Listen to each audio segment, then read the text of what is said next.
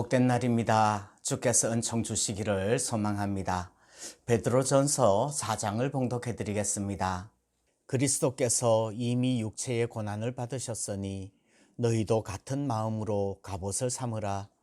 이는 육체의 고난을 받은 자는 죄를 그쳤음이니 그 후로는 다시 사람의 정욕을 따르지 않고 하나님의 뜻을 따라 육체의 남은 때를 살게 하려 함이라. 너희가 음란과 정욕과 술취함과 방탕과 향락과 무법한 우상숭배를 하여 이방인의 뜻을 따라 행한 것은 지나간 때로 족하도다. 이러므로 너희가 그들과 함께 그런 극한 방탕에 다름질하지 아니하는 것을 그들이 이상히 여겨 비방하나 그들이 산자와 죽은 자를 심판하기로 예비하신 이에게 사실대로 고하리라. 이를 위하여 죽은 자들에게도 복음이 전파되었으니 이는 육체로는 사람으로 심판을 받으나 영으로는 하나님을 따라 살게 하려 함이라. 만물의 마지막이 가까이 왔으니 그러므로 너희는 정신을 차리고 근신하여 기도하라. 무엇보다도 뜨겁게 서로 사랑할지니 사랑은 허다한 죄를 덮느니라. 서로 대접하기를 원망 없이 하고 각각 은사를 받은 대로 하나님의 여러 가지 은혜를 맡은 선한 청지기 같이 서로 봉사하라. 만일 누가 말하려면 하나님의 말씀을 하는 것 같이 하고 누가 봉사하려면 하나님이 공급하시는 힘으로 하는 것 같이 하라. 이는 범사에 예수 그리스도로 말미암아 하나님이 영광을 받으시게 하려 함이니 그에게 영광과 권능이 세세에 무궁하도록 있느니라. 아멘. 사랑하는 자들아, 너희를 연단하려고 오는 불시험을 이상한 일 당하는 것 같이 이상히 여기지 말고 오히려 너희가 그리스도의 고난에 참여하는 것으로 즐거워하라. 이는 그의 영광을 나타내실 때에 너희로 즐거워하고 기뻐하게 하려 함이라.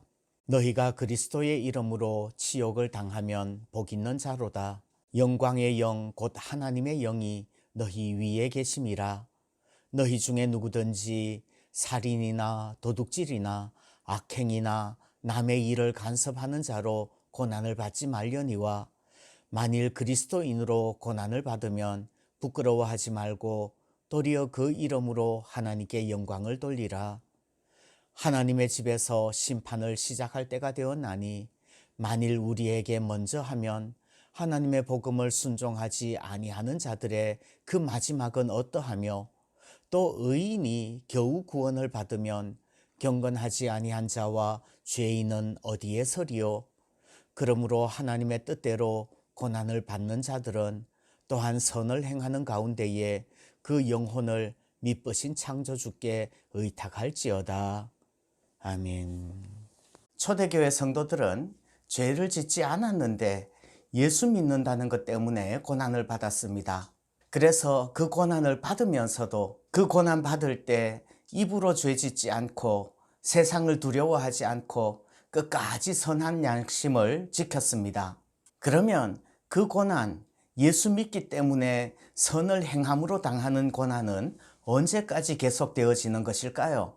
둘 중에 하나입니다. 내가 죽어서 천국 갈 때까지든지 아니면 예수님 이 땅에 다시 오시는 그날까지든지 세상 끝날까지 예수 믿기 때문에 당하는 고난은 계속되어질 것입니다. 그래서 오늘 4장 마지막 절을 보면 그러므로 하나님의 뜻대로 고난을 받는 자들은 또한 선을 행하는 가운데 그 영혼을 미쁘신 창조주께 의탁할지어다 말씀합니다. 하나님의 뜻대로 고난을 당한다면, 선을 행함으로 고난을 당한다면 계속해서 고난을 받으면서 선을 행하면서 그 영혼을 창조주께 부탁하라는 말입니다. 다시 말하면 고난을 받아서 그 고난으로 순교하라는 말입니다. 그런데 우리는 선을 행함으로 고난을 당하면서 하나님의 영광을 위해서라도 보란듯이 하나님의 심판이 나타나기를 원하지요. 이 땅에서 믿는 자가 승리하는 모습을 보여줘야지 예수 믿는 자들 앞에서 하나님의 영광을 찬양하게 되고 또 봐라 예수 믿으면 이렇게 승리하게 하신다, 이렇게 말하고 싶은 거지요. 그런데 여러분, 기독교의 역사를 한번 생각해 보십시오. 순교의 피가 흐른 곳에 하나님의 영광이 드러나고 기독교가 부흥했습니까?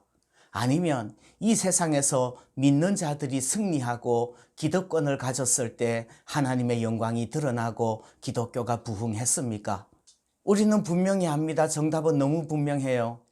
기독교가 승리의 종교가 되었을 때 오히려 기독교는 부패했고, 기독교가 박해를 받아 순교했을 때 부흥했던 것을 역사를 통해서 압니다. 그런데 시험지 놓고 시험 본다고 그러면 정확하게 100점 맞을 거예요. 그러나 우리의 실제의 삶에서는 계속해서 나의 헌신이 하나님께 상달되고, 그래서 기도 응답 받아서 이 세상에서 출세하고 이 세상에서 부자 되고 이 세상에서 잘 나가서 그렇게 함으로써 하나님이 영광 받으실 거라고 생각하는 거예요. 아닙니다. 우리가 고난 당하는 것이 하나님께 영광이 되고 우리에게는 유익이 되는 줄 믿습니다. 그래서 시편 119편에서는 이렇게 말씀합니다. 고난 당한 것이 내게 유익이라. 이로 말미암아 내가 주의 율례들을 배우게 되었나이다. 고난 당한 것이 유익이라고 말씀합니다. 그러면 선을 행함으로 고난 받는 것이 우리에게 어떻게 유익합니까? 오늘 말씀의 제목을 고난 받으면 이라고 잡았습니다. 선을 행함으로 고난 받으면 우리에게는 어떤 유익이 있을까요? 첫 번째, 선을 행함으로 고난 받으면 죄를 그칩니다. 1절 2절 말씀 보시면 이렇게 말씀합니다. 그리스도께서 이미 육체의 고난을 받으셨으니 너희도 같은 마음으로 갑옷을 삼으라. 이는 육체의 고난을 받은 자는 죄를 거쳤음이니 그 후로는 다시 사람의 정욕을 따르지 않고 하나님의 뜻을 따라 육체의 남은 때를 살게 하려 함이라. 죄가 없이 오히려 선을 행하는데 예수 믿는다는 것 때문에 육체의 고난을 받으면 가짜 신자들은 신앙을 거치고 육체를 따라갈 거예요. 그러나 진짜 신자들은 죄를 거치고 하나님의 뜻을 따라 육체의 남은 때를 살게 될 줄 믿습니다.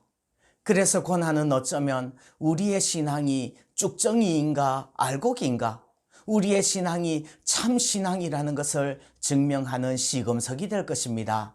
6절에서는 육체로는 사람으로 심판을 받으나 영으로는 하나님을 따라 살게 하려 함이라 말씀합니다. 육체의 고난은 언제나 받게 될 것입니다. 그러나 영으로는 하나님을 따라 살게 될 줄 믿습니다. 두 번째, 선을 행함으로 고난을 받으면 그때 기뻐하게 될 것입니다. 13절에서는 이렇게 말씀합니다. 오히려 너희가 그리스도의 고난에 참여하는 것으로 즐거워하라. 이는 그의 영광을 나타내실 때에 너희로 즐거워하고 기뻐하게 하려 함이라. 고난 받는다는 것은 결코 기쁘거나 즐거운 일이 아닐 겁니다. 특히 그리스도의 고난에 참여하는 것, 선을 행함으로 고난 받는 것은 절대 기쁘지 않을 거예요. 그러나 그때는, 주님의 영광을 나타내실 그때에는 즐거워하고 기뻐하게 될 것입니다. 그래서 고난 받는 것이 유익인 것입니다. 세 번째, 선을 행함으로 고난 받으면 하나님께 영광이 될 줄 믿습니다. 16절에서는 이렇게 말씀합니다.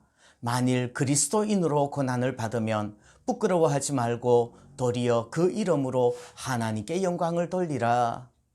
우리는 열심히 신앙생활 했는데, 신앙으로 죄짓지 않고 선을 행했는데 고난이 다가오면 혹시라도 나의 고난이 하나님의 영광을 가리게 될까 의기소침해질 수 있습니다. 그래서 우리는 우리의 고난을 숨기지요. 아닙니다. 오히려 자기의 약함을 자랑할 수 있기를 바랍니다.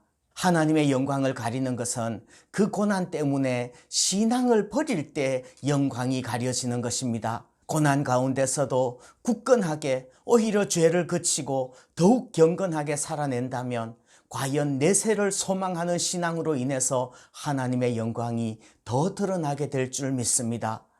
기독교는 순교의 피 가운데 하나님의 영광이 드러나는 그런 종교인 줄 믿습니다.